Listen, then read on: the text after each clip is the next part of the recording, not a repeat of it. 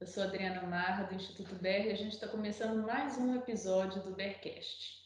E estou aqui com a Cris, de novo. Olá! E ela que vai ser a entrevistada de hoje. Então, Cris, tem muita gente perguntando para a gente tal se após esse cenário de pandemia, que nós passamos em 2020, ainda estamos, né? De certa forma, em 2021, tomara que acabe rápido, mas a gente já pode falar num novo tipo de profissional e que desenvolveu um perfil diferenciado, novos hábitos, assim, com a implementação de tantas mudanças que foram necessárias durante esse período de pandemia? Então, boa tarde, pessoal. É um prazer enorme estar aqui de novo participando do BRCast. E o que eu tenho identificado bastante nas equipes, né, e nas empresas de forma geral, é que cada pessoa está tendo uma reação diferente nesse cenário. Uhum. Então, com algumas lideranças que eu venho trabalhando, né, em processo de mentoria, de consultoria, algumas pessoas se adaptam muito fácil ao modelo home office e outras pessoas literalmente não se adaptam e verbalizam isso para suas lideranças. E hoje tem funcionado muito também o modelo híbrido, porque a pessoa, né, tem a liberdade aí de trabalhar metade da semana, por exemplo, dentro da empresa e metade em home office. Então, realmente é uma mudança que está acontecendo aí né, das pessoas mesmo, desses hábitos, para se adaptar a esse novo modelo.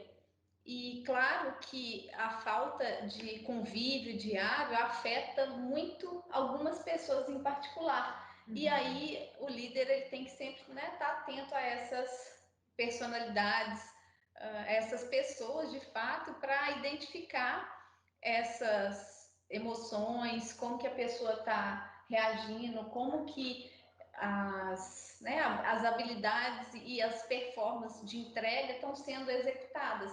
Então, vai muito mais, né, de uma habilidade fina da liderança perceber isso na sua equipe e poder, de fato, ter um tratamento para isso. Uhum. E depois desse estímulo todo, né, que todos nós tivemos em 2020, essa atenção para soft skills, hard skills, estão sendo muito mais necessárias, né?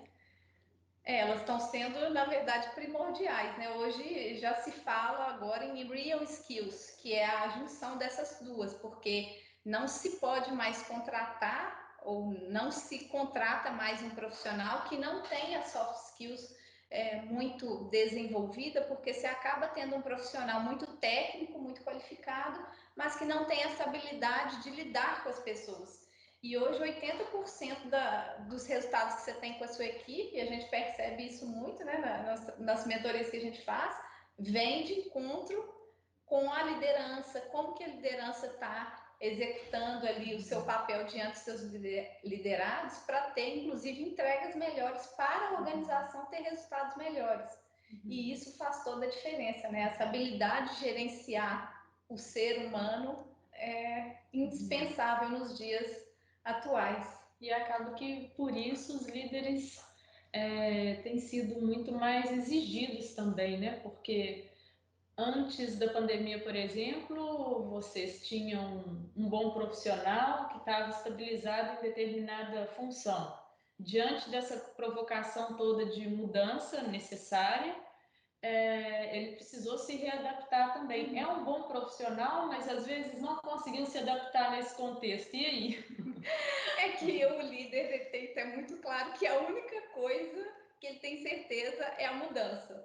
E isso é algo que ninguém de nós prevíamos, né? Não existe um especialista hoje, um economista ou qualquer outro tipo de especialidade que pudesse especular esse tipo de situação. Então, enquanto líderes, a gente tem que ter essa habilidade de se adaptar, de se reinventar muitas vezes para poder gerenciar toda essa avalanche que vem aí de emoções, de prazos, de mudanças de processo, porque tudo acabou sendo alterado numa organização. não só o modelo, né, das pessoas estarem de forma híbrida ou não, home office, mas as interações sociais, a questão das soluções criativas, quando você tem uma equipe, todo mundo junto ali para fazer um brainstorm de algum assunto, cada um vai dando a sua contribuição de forma colegiada e se chega a uma solução. E muitas vezes eu tenho percebido que as pessoas que estão optando por home office ou porque a liderança, né, fez uma gestão híbrida, as decisões são tomadas e se as pessoas que estão no home office não forem inseridas nisso, você gera um desconforto e aí você perde agilidade dependendo da tomada de decisão, você não tem como envolver toda a equipe. Então ficou muito mais difícil, não essa difícil, mas atenção para a sensibilidade precisa estar muito mais apurada, né? É porque ficou muito mais desafiante você lidar com isso tudo ainda mais de longe, que você não está aqui, né, fazendo uma leitura corporal, eu não estou vendo o profissional ali sentado, se ele está com uma emoção, qual é a expressão que ele está demonstrando naquele momento. E essa habilidade para o líder, ela se tornou, né, um fator assim, mais ainda eu reforço a importância do autodesenvolvimento do líder, né? Para trabalhar esse autodesenvolvimento, fazer um processo de trabalhar a liderança mesmo, para que possa lidar com todos esses cenários e de fato conseguir levar isso tudo com mais leveza, porque o líder acaba que, né, ele precisa das pessoas e muitas vezes ele fica sendo ali o depositário de várias outras pessoas e que ele tem que dar conta, né? Então, e aí, considerando os diferentes perfis comportamentais dos colaboradores e precisando lidar com esses desafios todos que nós lidamos em 2020, ainda estamos lidando em 2021, e o desafio do líder de manter essa equipe engajada, né? Fazendo as entregas, né, de acordo com o que a empresa previu. É que não existe uma fórmula que vai agradar a todos, obviamente. Então, tem que ter uma empatia mútua aí, tanto do líder para com os liderados, quanto do contrário. Por quê? A empresa tem uma legislação para seguir que não modificou na mesma velocidade que as empresas tiveram que se adaptar. Então, tem várias questões burocráticas que a empresa ainda tem que dar conta que, por mais que a gente queira criar um novo modelo, ainda não existe isso regulamentado e a gente depende dessa legislação, principalmente falando de Brasil, né? Não é à toa que a legislação ela acontece a partir dos fatos mesmo, né? Ela vem regulamentar o que está acontecendo. Então, acaba que vem tudo em atraso, a regulamentação disso tudo mesmo. Então o líder, o que ele acontece? Ele tem que achar um equilíbrio aí de ter essa empatia, né? Olhar o indivíduo enquanto ser único, que a gente sempre fala isso, e não deixar 100% esse modelo home office, para que, mesmo que poucas vezes, tenha essas interações físicas, para que as soluções possam vir. Eu falo muito solução criativa, mas essa interação não substitui o modelo de reuniões virtuais, de todas essas interações que a gente faz. As reuniões virtuais hoje, elas são muito mais frequentes e uma coisa eu penso que está sendo boa, né? Que a gente está se doutrinando no horário. Você coloca lá, a reunião vai começar às 15, 2 para as 15, todo mundo já está na sala. E isso é uma evolução para a questão do tempo. Mas a atenção que você tem que despender naquela energia, ela é muito maior do que se você tivesse aqui interagindo, fazendo uma leitura, tem uma distração, e no virtual não, você tem que estar 100% ali, às vezes tem uma interrupção pela própria conexão. Então... E a comunicação, ela não acontece só verbalmente, né? Ela é muito não verbal também, então às vezes a câmera não tem uma definição boa, você não consegue perceber a expressão da pessoa, às vezes um tom de voz, são detalhes que contribuem para uma comunicação mais clara, uma comunicação mais eficiente, e que muitas vezes numa reunião virtual, até porque as janelas ficam pequenininhas e tal, passam despercebidos.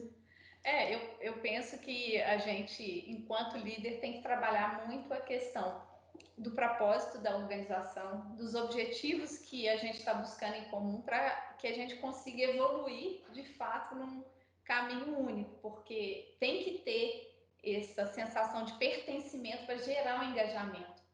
Então, quando as pessoas se sentem donas daquilo e que vai ter uma entrega, muda tudo. E a geração de propósito, ela pode ser colocada em qualquer negócio, né?